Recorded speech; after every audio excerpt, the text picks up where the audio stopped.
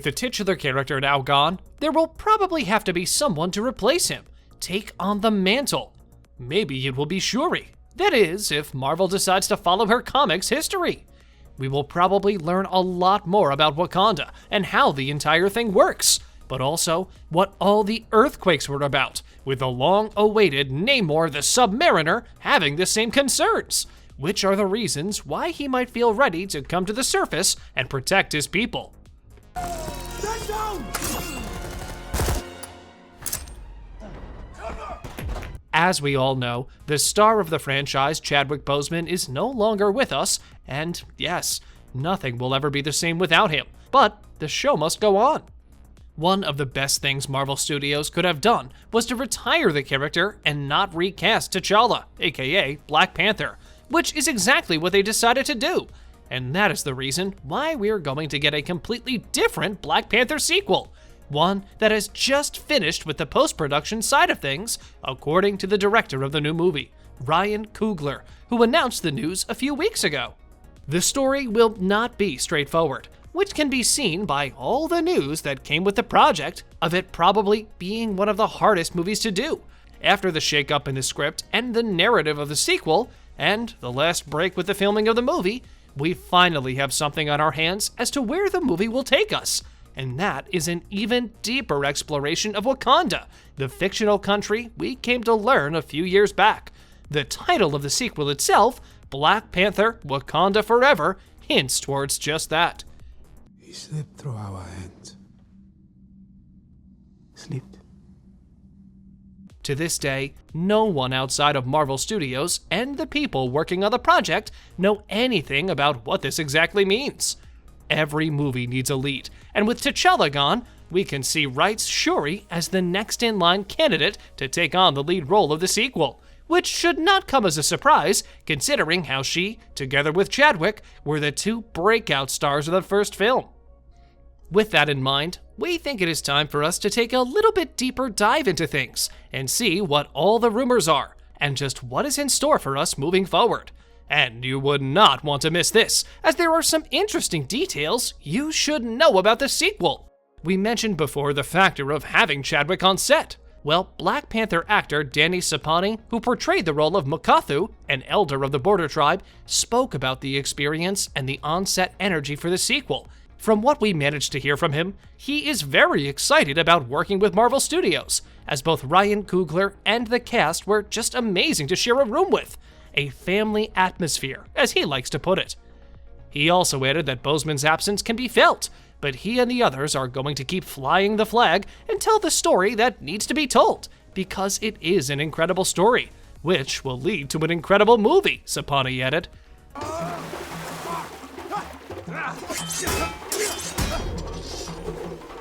As for the comparisons between the first and this movie, he had a few things to say, starting off with the fact that nothing will be the same, but that the second movie will keep telling the story and do the most one movie can do to honor the great man. And the closeness of the members of the cast is just the thing that will empower this notion, Sapani said.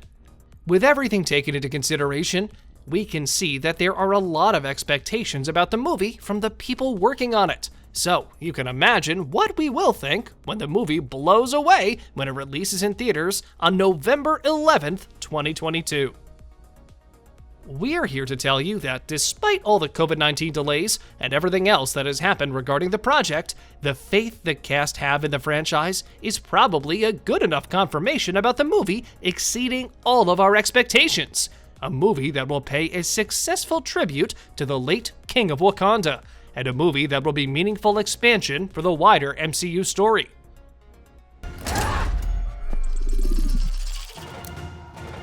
Come on. Ayo, the king! The original first Black Panther movie is still one of the most beloved movies of all time, with countless people around the world praising it to be one of the biggest groundbreaking movies out there. And the second movie seems like it's ready to continue the trend, with it looking to be the tribute of all tributes, with it already being regarded as not only a well-crafted and heartfelt movie, but also one that will live up to the hype. There has been a lot of talk about what the movie itself will entail, and yes, there have been a lot of theories on which the movie will focus and what the story will revolve around. There was even a mention of Storm coming to the MCU, one of the first original X-Men members from the Marvel Comics. And considering the state the MCU is in right now, we're not surprised this news came out. However, one of the biggest speculations about the movie is saying that Namor the Submariner will be one of the biggest surprises of Black Panther: Wakanda Forever.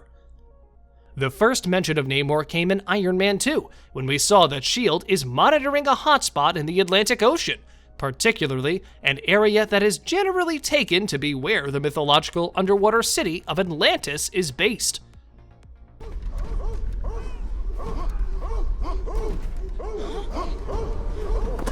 Another hint towards this was thrown in Avengers Endgame when Okoye mentioned underwater earthquakes off the coast of Africa, which can be loosely connected to the rumors of Tina Huerta presumably joining the MCU as Namor, and that he's going to be part of a war between Wakanda and Atlantis, one theory that we cannot shake just yet. There was also mentions of earthquakes in the Eternals movie, which were connected to a celestial emergence, the birth of a celestial called Tiamat, and that this was his doing as he was trying to tear through the oceanic plate. And he did, with one hand and his head emerging through the mantle, only for him to be transformed to a stone by Cersei. This could very well be an Easter egg for Namor, who rules the underwater world, and the earthquakes could have caused real destruction in Atlantean cities. All the more reason for him to come to the surface and do his job, as he is the one who has sworn to protect all of the Atlantean cities scattered across the globe.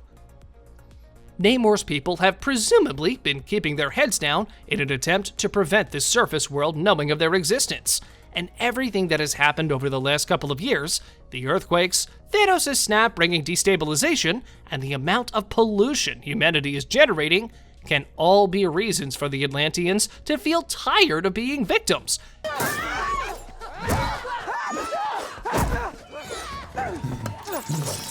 On a related note, tell us down in the comments below, what are your thoughts about Black Panther: Wakanda Forever? What are the elements you would want to see get integrated from the first movie into this one? But also, what are the things you are most excited about moving forward, both for the movie and what it could potentially lead up to for the future of the MCU? And also, don't forget to like, subscribe, and hit the bell icon if you'd like to see more videos like this in the future.